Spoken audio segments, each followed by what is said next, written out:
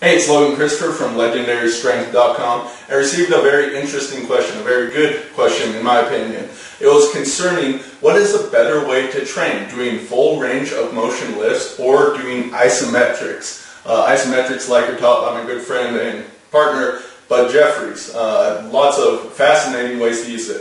Before we get into that question, I do want to say with isometrics there are kind of two different ways of using them. One of which is you can just get really strong and fit just using isometrics of all kind, because you can really work the entire body using isometrics, and a lot of people have great results doing this, a lot of different ways to do it. Steve Justa comes to mind. A lot of the training he does these days is isometric based.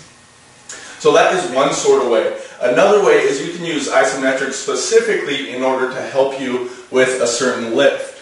What I'm about to show you, this comes from the York Barbell Company, the team, Bob Hoffman. He wrote a great book titled Functional Isometric Contraction.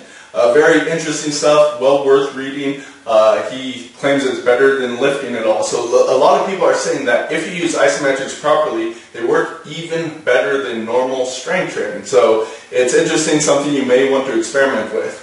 But what I'm saying is with isometrics, besides just doing like a full body type of routine where you can really target your muscles and everything in many ways that you can't even do with weights alone or body weight exercises, but you can also use isometrics specifically for an exercise. So what's a better route? It depends on what your goals happen to be. If you specifically are going after something like the deadlift, for example, if your goal is to do a full range of motion deadlift just in competition, or just that's what you want to be able to do, then you're going to have to practice that to some degree. But isometrics can be added on top of it in order to help what you're doing.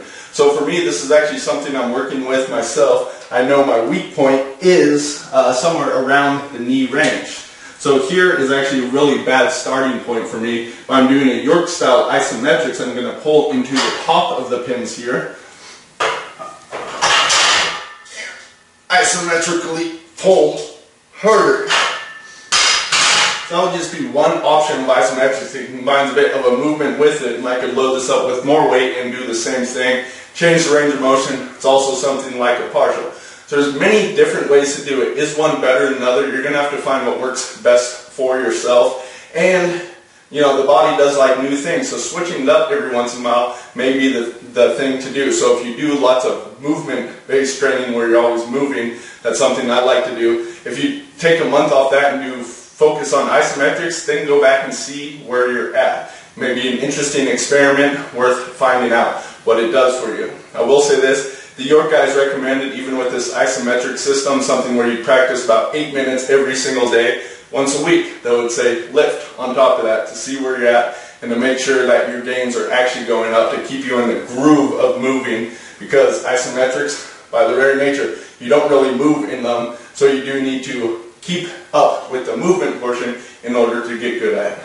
So I may have given you a lot more than what was originally asked in the question, but you really do have to find this out for yourself. Find what sort of isometric work best for you. So a couple resources if you want more stuff on isometrics. There's a lot of great stuff out there. Functional Isometric Contraction by Bob Hoffman. I believe that book's available on Amazon. I'd also definitely check out the stuff from Bob Jeffries. Absolutely love it. Amazing stuff. All sorts of different ways you can use isometrics, but beyond just using for a specific exercise.